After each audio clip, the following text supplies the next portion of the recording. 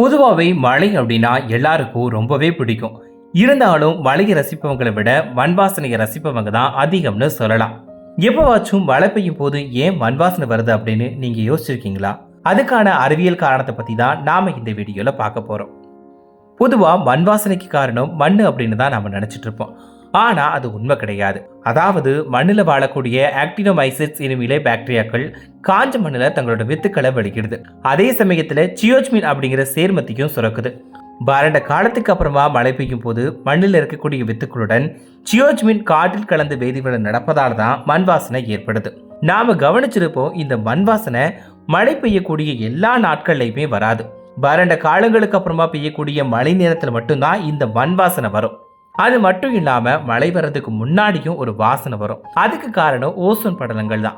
இடி மின்னலுடன் மழை வரும் பொழுது ஏற்படும் மின்சாரம் ஆக்சிஜன் நைட்ரஜன் மூலக்கூறுகளை பிளக்கும்.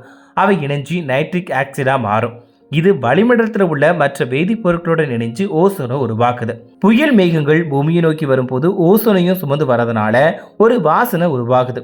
சில செடிகளோட வேர்கள்ல இயற்கையாகவே வாசனை திரவியம் உருவாகுமா.